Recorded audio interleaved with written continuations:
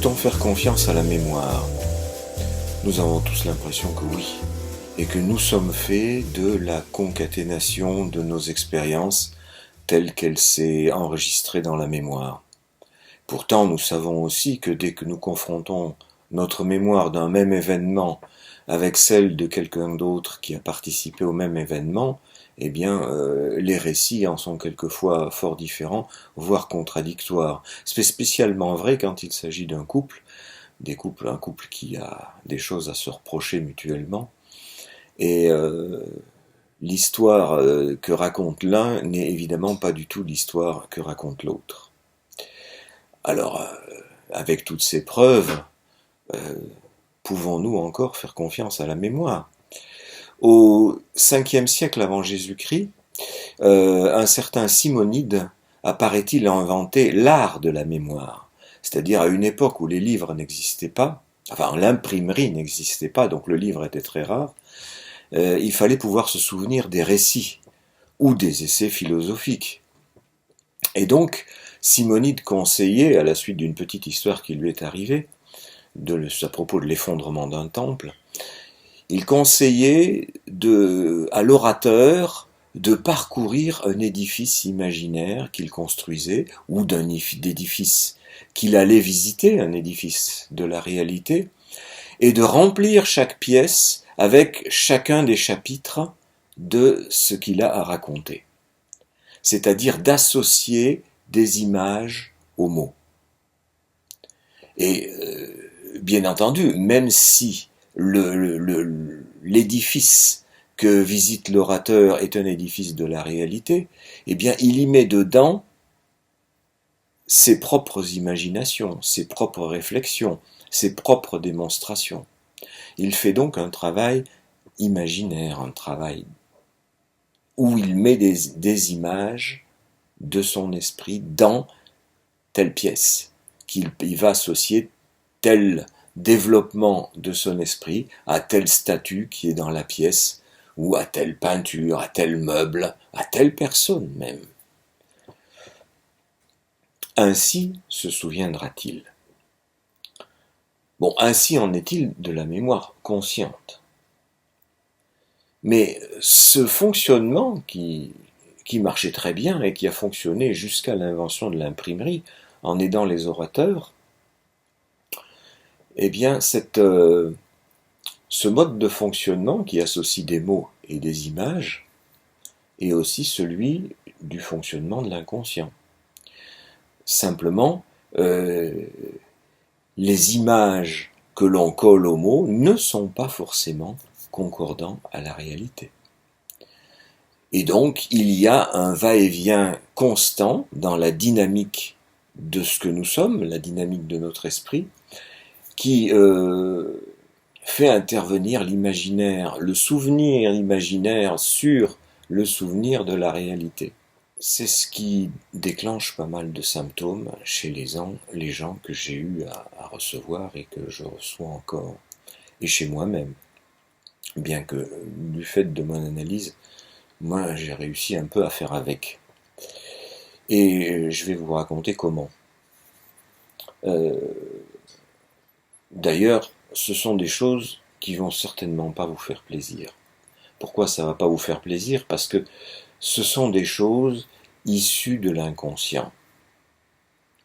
Et l'inconscient, s'il est inconscient, c'est-à-dire si nous ne le savons pas, c'est qu'il a des raisons. Et cette raison, elle tient en un mot, c'est que c'est désagréable. Donc, je vais vous dire des choses désagréables. Et je vous prie de m'en excuser par avance.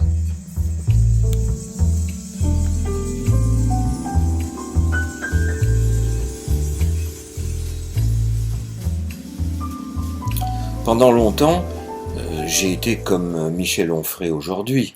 Michel Onfray, le principal pourfendeur de la psychanalyse, qui dit naïvement « Moi, avoir désiré sexuellement ma mère, mais jamais de la vie. Il faut être un pervers comme Freud pour avoir des idées pareilles. » Eh bien, j'étais comme ça moi aussi. Et même pendant très longtemps, dans les premiers temps de mon analyse, jusqu'au jour où j'ai rêvé que j'avais tué mon père et que j'avais couché avec ma mère. Et c'était absolument effroyable. Quand je vous ai dit que j'allais dire des choses désagréables, ça m'était désagréable pour moi aussi, plus que désagréable. C'était absolument horrible. Il y avait ce sentiment d'inéluctable que c'était absolument arrivé dans la réalité, et il n'y avait rien qui pouvait faire que je puisse revenir en arrière, faire en sorte que mon père ne soit pas mort et que je n'ai pas couché avec ma mère. C'était tellement horrible que je me suis réveillé. Et même réveillé, eh bien pendant encore 5 à 10 minutes, je ne sais plus, réveillé, j'étais encore persuadé que j'avais tué mon père et que j'avais couché avec ma mère. Bien entendu, après, ça s'est dissipé. Je me suis aperçu que non, ce n'était pas un souvenir de la réalité, c'était un souvenir du fantasme fondamental, dont je fais l'hypothèse qu'il est le même chez tout le monde. J'en fais l'hypothèse parce que je le retrouve régulièrement chez mes analysants, et que quand j'analyse les mythes de tous les peuples, je retrouve cette structure, sous des formes extrêmement diverses. Mais il ne faut pas être grand clerc pour la reconnaître que ce dont il s'agit, c'est Oedipe et castration. Castration au sens où la punition que s'inflige Oedipe après s'être aperçu qu'il avait tué son père et couché avec sa mère, c'est de se crever les yeux. Se crever les yeux, qu'est-ce que ça a à voir avec la castration? Eh bien, ce sont les yeux, c'est le regard qui permet de faire la différence entre une fille et un garçon. Et que on s'aperçoit, quand on est un petit enfant, que ici il y a un phallus et là il n'y en a pas. Et que la seule explication qui vient tout de suite aux enfants, c'est que c'est parce qu'il y a eu castration. S'il y a eu castration, c'est qu'il y a eu une faute. C'était en punition d'une faute. Bien entendu, c'est tellement désagréable que nous le refoulons. C'est-à-dire que nous en perdons conscience quasi immédiatement. Et pourtant, c'est là la mémoire de ce fantasme, parce que c'est un fantasme, ce n'est pas la réalité. On ne fabrique pas des filles en castrant des garçons. Ça n'existe pas, ça.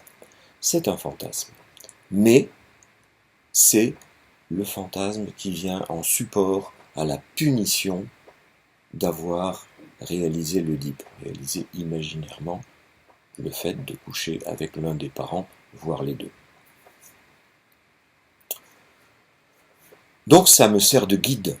J'ai le sentiment que c'est universel, mais je ne vais pas l'imposer à mes analysants, bien entendu, je les écoute, mais contrairement à ce qu'on pourrait m'objecter, que c'est une grille d'interprétation réductrice, on m'a souvent opposé cet argument, eh bien, au contraire, je peux entendre tout le reste, mais je peux entendre ça aussi, en plus, parce que je l'ai découvert chez moi-même, le fait de l'avoir conscientisé, ça me permet, lorsque j'entends un analysant, de poser les bonnes questions au bon moment.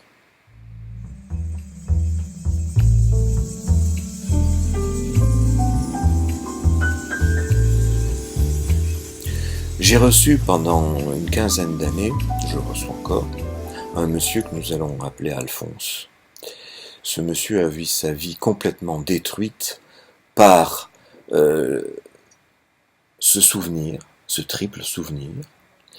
Il a tué un enfant à coups de canne quand il était petit. Quand il était petit également, il a rendu aveugle quelqu'un en lui mettant un pot de peinture sur la tête. Et enfin, il a vraisemblablement fait perdre un œil à une femme. Il lui avait envoyé un grain de riz dans l'œil à l'aide d'un stylo Sarbacane, comme font souvent les enfants.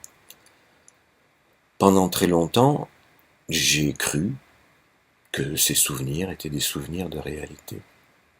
Et puis un jour, je ne sais pas, il me le répétait souvent en séance, un jour qu'il me le répétait encore une fois, quelque chose m'a mis la puce à l'oreille et je lui ai demandé, mais lorsque vous avez donné ce coup de canne à l'enfant, est-ce que vous l'avez vu mort ensuite?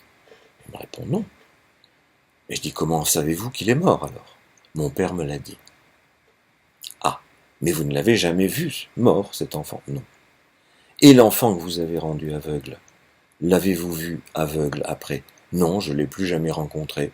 Mais mon père me l'a dit et il m'a fait promettre que de bien travailler à l'école pour que plus tard j'ai un bon salaire et que je retrouve cet enfant et que je lui donne la moitié de mon salaire pour toute la vie. Ah, donc vous ne savez pas vraiment si cet enfant a été aveugle, c'est seulement votre père qui vous l'a dit, oui. Et cette dame dont vous pensez que vous l'avez rendue borgne, vous l'avez revue après? Non, jamais. Et alors comment le savez-vous? Ah là, son père ne lui avait pas dit, il sait juste qu'il y a eu cet événement et il n'en connaît pas les suites. Alors je me suis permis de lui dire, écoutez, il se pourrait bien que votre souvenir, là, ça soit un souvenir imaginaire, vous ne croyez pas? Et sur le moment, il a bien voulu changer d'opinion. C'est-à-dire qu'il s'est vraiment posé la question de oui, au fait, ce souvenir n'est-il pas imaginaire? Donc pendant quelque temps, j'ai cru que ça allait aller mieux, qu'il allait être débarrassé de ce sentiment de culpabilité inouï qui écrasait sa vie, s'étant rendu compte, comme moi avec l'Oedipe, qu'il ne s'agissait que d'imagination.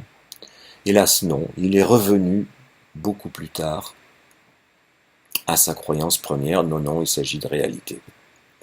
Et en ce moment, c'est-à-dire encore des années plus tard, nous revenons là-dessus, et à nouveau, cette fois, il accepte de mettre en doute la réalité de ce souvenir. Donc on a encore du travail.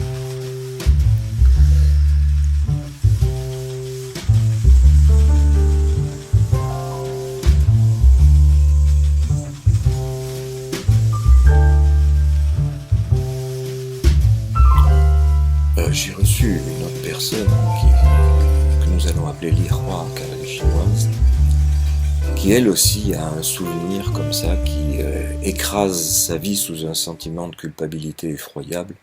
Quand elle était petite, elle aurait elle aussi tué un enfant, une petite fille, elles jouaient ensemble au bord de l'étang, elles se sont disputées, elle aurait poussé la petite fille dans l'étang, et la petite fille se serait noyée. Elle a un autre souvenir aussi, où elle jouait avec un cousin, un petit garçon, qui jouait bêtement, comme souvent les garçons, à lui passer la flamme sous le nez, la flamme de la lampe à pétrole, et elle a eu un geste de défense pour légitimement se protéger. La lampe à pétrole est tombée, a mis le feu au plancher, qui a mis le feu à la maison, qui a mis le feu à tout un quartier, il y aurait eu plusieurs morts. Nous avons longuement travaillé là-dessus, j'ai demandé des détails, et comme je dis, poser la bonne question au bon moment, hein, je ne vais pas vous faire tout le trajet que nous avons parcouru. La conclusion en était que elle, très rapidement, elle a bien voulu admettre que oui, là, il s'agissait de fantasmes, et pas du tout de mémoire d'événements réels.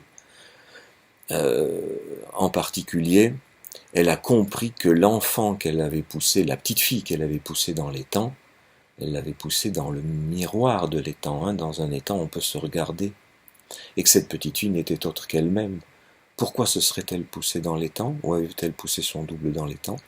Eh bien parce que sa mère n'a cessé de lui seriner qu'elle aurait préféré avoir un garçon.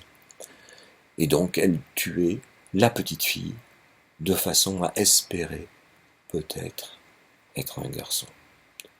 Bon, quant à l'Oedipe, elle a parfaitement rêvé, elle, à sa façon, qu'elle avait elle aussi couché avec sa mère, et sa mère était munie d'un phallus, et elle jouait le rôle de la fille à ce moment-là. Donc vous voyez que nous avons cette question de l'Oedipe et de la castration aussi, comme nous l'avions chez Alphonse, puisque chez Alphonse, c'était la question de l'aveuglement et du meurtre qui était récurrent, donc comme chez Oedipe, avec l'aveuglement comme témoignage d'une atteinte au sexe. L'atteinte au sexe étant représentée par l'atteinte à l'œil qui regarde le sexe.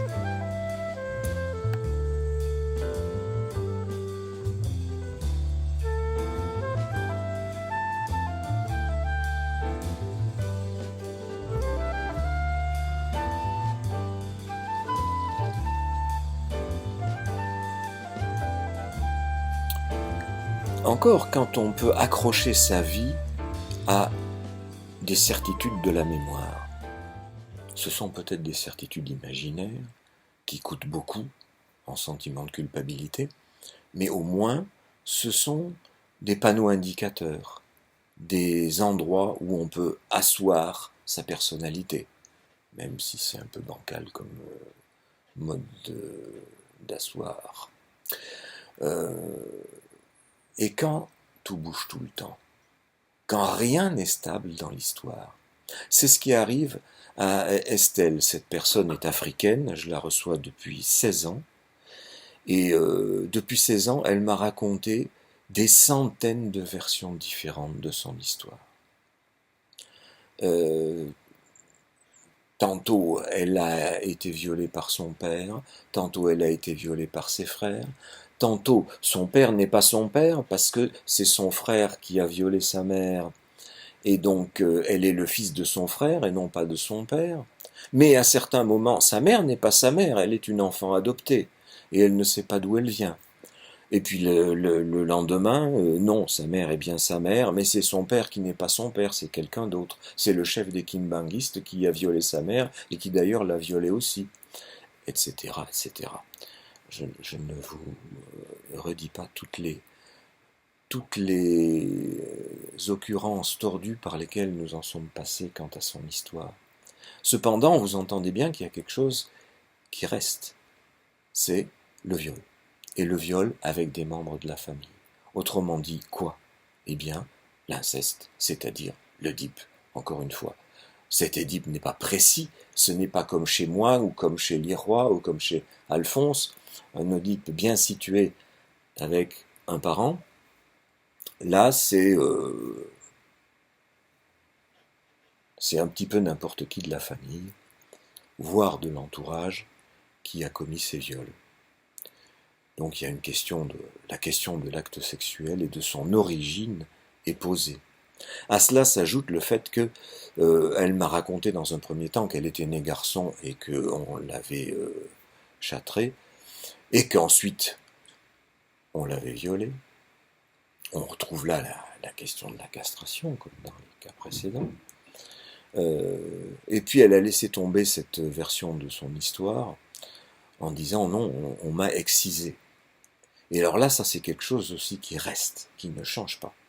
Par contre, elle a inventé toute une série d'événements qui pourraient expliquer l'excision, parce que elle précise bien que dans son pays, on n'excise pas les femmes. Elle le sait, ça, c'est dans sa culture, on n'excise pas les femmes, et elle demande « Pourquoi moi ?» Effectivement, pourquoi elle? Ça n'a pas de sens. Donc elle a inventé à une époque qu'on l'avait sans doute envoyée au Mali pour la faire exciser, parce qu'au Mali, on excise les femmes. Bon, bien entendu, je ne me suis pas précipité du tout pour vérifier si au Mali on excisait les femmes et si dans son pays on ne les excisait pas. Ça n'a aucune importance. Ce qui importe, c'est ce qu'elle croit. Et c'est ça qui m'intéresse. Donc, elle a inventé cette histoire d'enlèvement au Mali, et puis finalement, elle est revenue là-dessus, mais non, c'est pas ça mon histoire, je n'ai pas été enlevée, on m'a fait venir en France, et c'est en France que ça s'est passé. Enfin, tout est possible, et le contraire. Mais il y a deux choses qui restent, le viol et l'excision, c'est-à-dire inceste et castration. L'excision vient en substitut de la castration. Elle a dû s'apercevoir que dans la réalité, comme tout le monde, comme nous tous, on ne fabrique pas des filles en castrant des garçons, mais par contre, comme l'excision existe, elle vient en substitut possible, tandis que la castration est quelque chose d'impossible de nos jours, qui lui permet de parler de cela dans les termes qui sont à disposition dans la culture du moment. Elle me dit, mon visage change tout le temps. Évidemment. Si sa mémoire change tout le temps, son visage change tout le temps.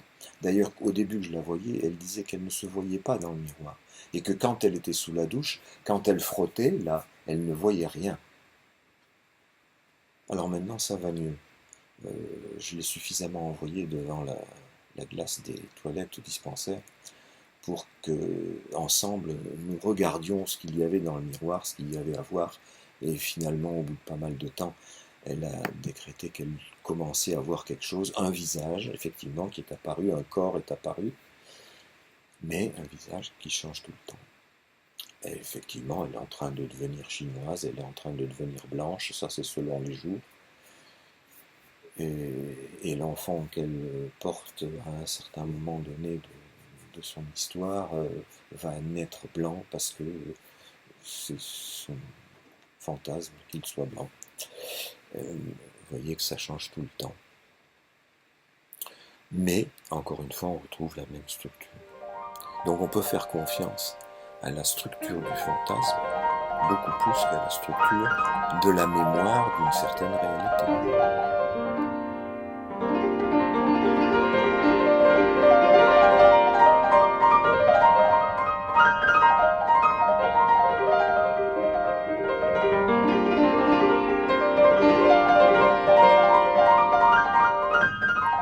J'ai reçu Notre-Dame, ça fait aussi 16 ans qu'on la reçoit. On l'appellera Hélène, celle-là. Elle a aussi sa vie écrasée par un sentiment de culpabilité effroyable. Parce que elle a le sentiment que les gens pensent qu'elle est une voleuse. Quand je l'ai reçue il y a 16 ans, c'était ça. Ça l'empêchait littéralement de sortir de chez elle parce que tous les gens dans la rue la regardaient et pensaient qu'elle était une voleuse. Bon, ce qui l'amène à parfois à cesser de fréquenter le marché parce que à un commerçant du marché qui s'était trompé en lui rendant la monnaie, trompé en la faveur d'Hélène, n'ayant rien dit, elle pense qu'elle a volé ce marchand et que du coup, ce marchand qui s'en est aperçu forcément après coup, pense qu'elle est une voleuse, en a parlé à tout le monde dans le marché et ainsi de suite. Ça peut être pour 20 centimes, 50 centimes. Pour plein d'autres éléments de la vie quotidienne, ça lui vient comme ça. Elle s'est abonnée à telle activité à la maison de la culture, et puis finalement elle n'y est pas allée, elle a demandé le remboursement, on lui a remboursé trop, elle n'a rien dit, et elle se pense que tout le monde à la municipalité pense qu'elle est une voleuse. Et ainsi de suite. Bon, tout ça s'est énormément calmé parce que nous avons énormément travaillé sur le mode suivant. Chaque fois qu'elle me racontait un incident de ce genre, je lui disais, mais avez-vous sur quels indices vous basez-vous pour penser que la personne pense que vous êtes une voleuse? Elle ne sait pas. Alors je lui demande, est-ce qu'elle vous l'a dit? Non, elle ne me l'a pas dit. Et alors comment le savez-vous? Je l'ai lu dans son regard. Comment pouvez-vous lire une chose aussi compliquée dans le regard de quelqu'un? J'ai eu l'impression. Et alors je mettais le doigt sur le fait qu'elle venait de dire « j'ai eu l'impression ». Parce qu'il y a toute une distance entre dire « l'autre pense que je suis une voleuse » et « j'ai eu l'impression que l'autre pense que je suis une voleuse ». Il y a une réintroduction du sujet dans l'affaire. Ce n'est plus l'autre qui régit toute la réalité. J'interviens, ne serait-ce que par un sentiment.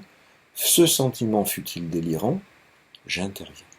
Donc à chaque fois, je mettais l'accent là-dessus. Oui, vous avez eu l'impression, c'est votre impression.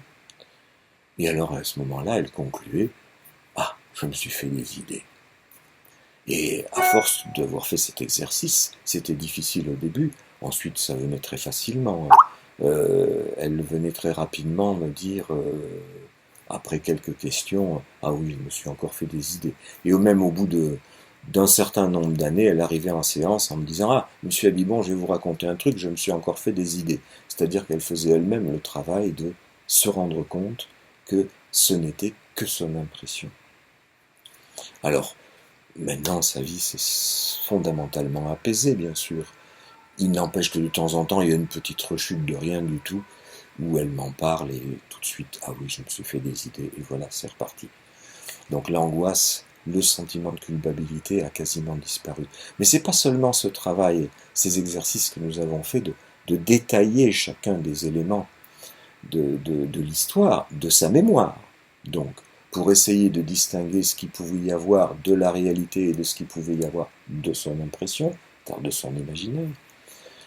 Nous avons aussi Enfin, je l'ai interrogé un jour en lui disant, mais vous ne trouvez pas que votre sentiment de culpabilité est un peu fort pour 20 centimes, 10 centimes, des petites choses comme ça Elle me dit oui, mais pourquoi?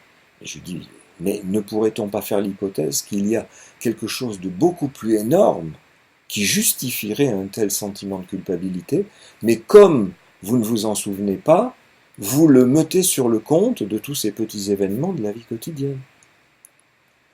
Et j'ai reposé la question plusieurs fois, nous l'avons travaillé très souvent, et il est sorti ce souvenir quand elle était petite. Un adolescent lui a demandé de voir son sexe en échange d'un canif. Donc, elle a dit oui.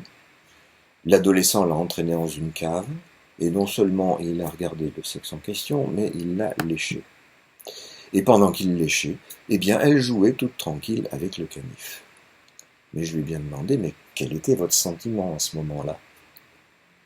Et elle m'a dit, je me sentais coupable de le laisser faire. Ah, coupable. Coupable, couteau, canif.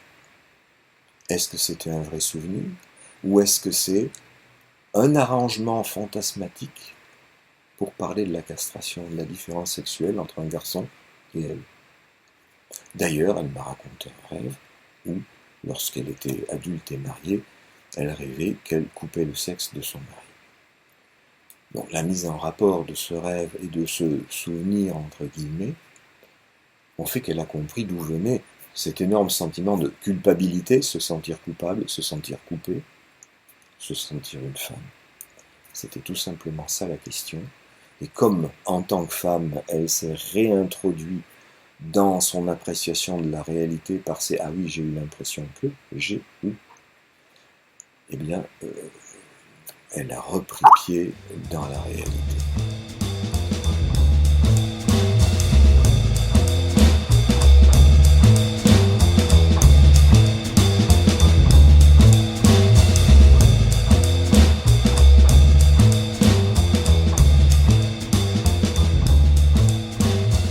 Alors, il n'y a pas seulement une séparation précise entre la mémoire de la réalité et la mémoire d'un fantasme. Il y a aussi des moments où il y a des éléments dans la réalité qui viennent soutenir, confirmer un fantasme. C'est-à-dire que parfois, l'inceste n'est pas seulement imaginaire. Il arrive que ça se produise dans la réalité. Mais c'est extraordinairement difficile, comme on vient de le voir, de faire la part des choses entre est-ce que ça a eu lieu réellement ou est-ce que c'est simplement un fantasme pris pour la réalité.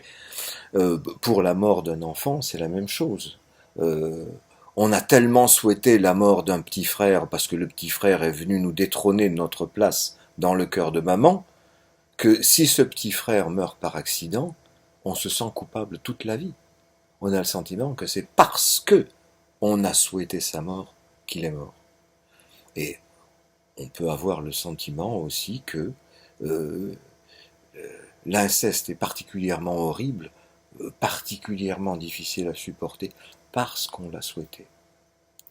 Et le souhaiter ne veut pas dire qu'on souhaite sa réalisation.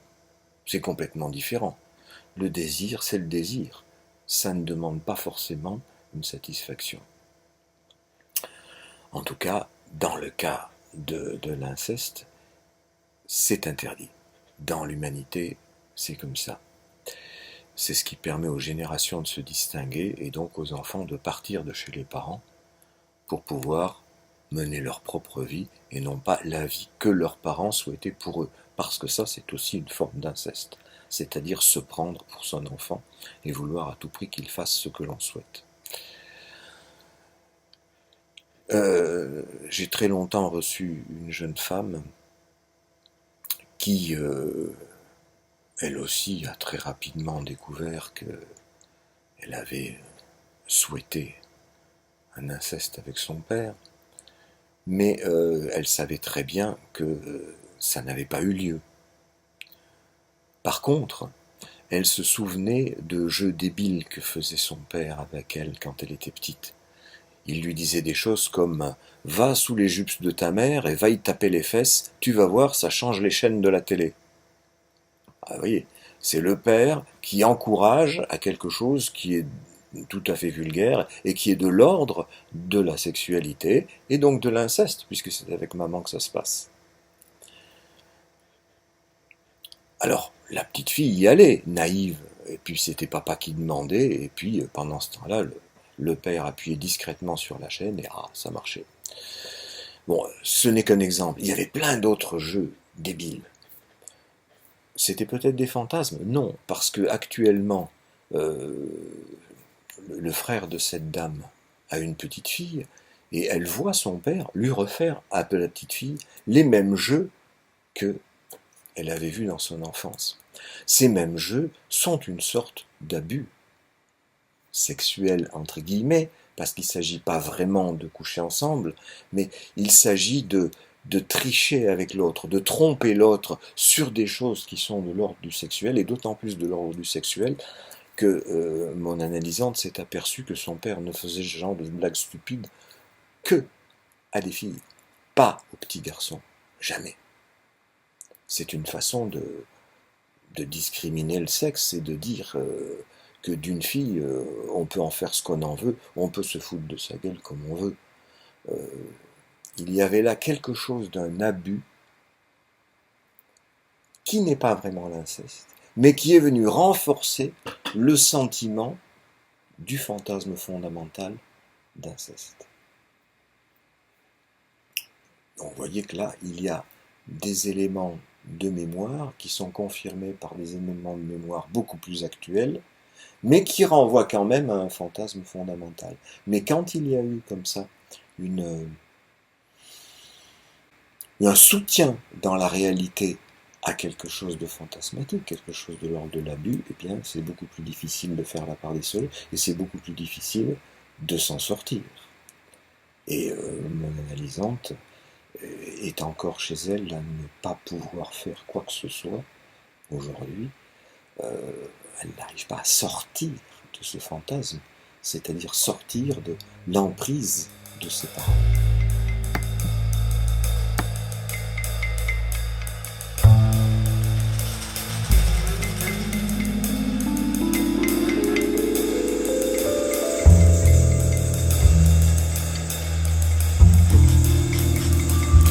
Alors je peux revenir à moi maintenant, parce que j'ai aussi des éléments dans ma vie qui ont été dans le sens de la confirmation de quelque chose d'incestueux. J'ai eu la puce à l'oreille grâce à des rêves, j'analyse beaucoup mes rêves, et un certain nombre de rêves m'ont mis sur la piste de ceci, que j'avais peut-être bien été victime d'un viol de la part de mes deux frères, qui avaient 11 ans de plus que moi. Eh bien, j'ai longuement hésité. Un temps, j'ai été convaincu que ça avait dû arriver.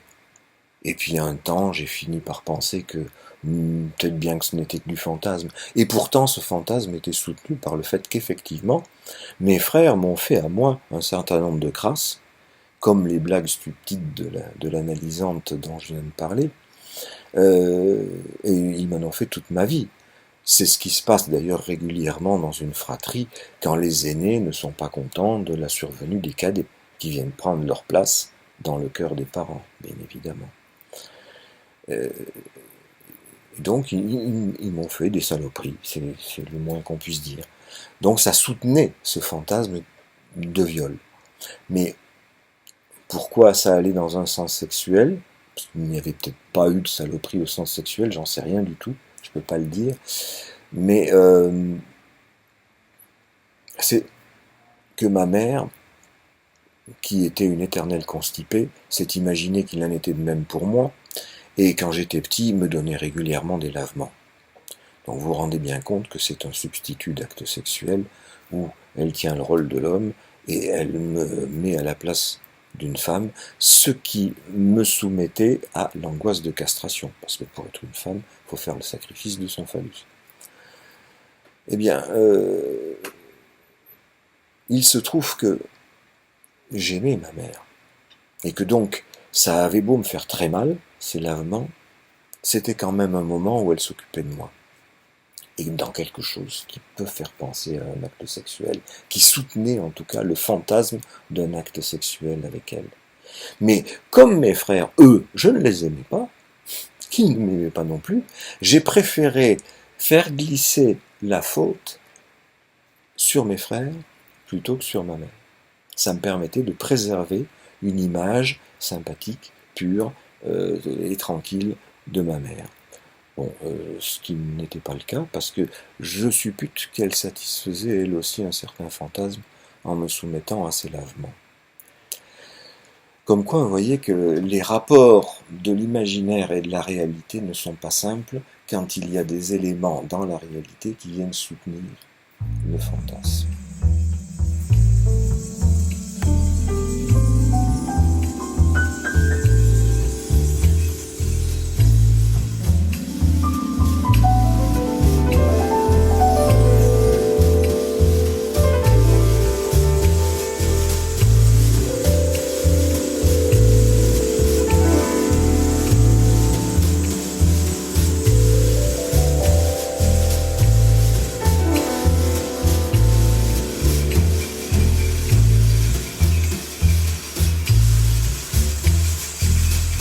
Your frame is a slender tree, and hands too sprawling leaves your mouth a quiet dawn. Your hair a waterfall, your eyes stars astrolight, slow whispers of infinity that draw me closer to your body night by night, and my love is a satellite spinning, spinning, spinning, spinning.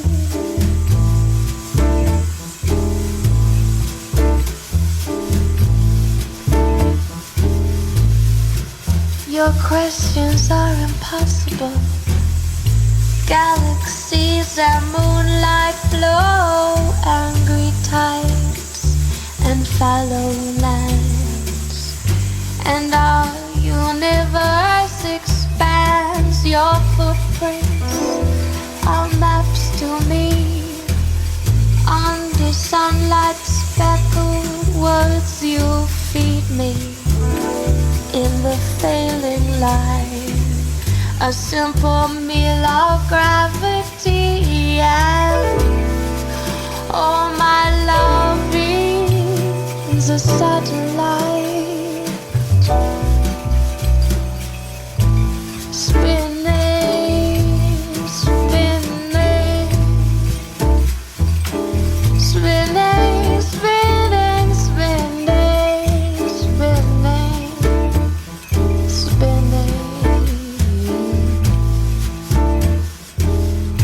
You reached into space for me.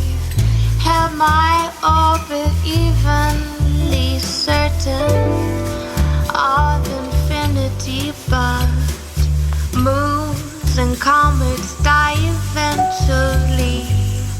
And when we go in peace, when our spirits go free, and the world's only gray, quiet dawning galaxy, oh, and my love is a satellite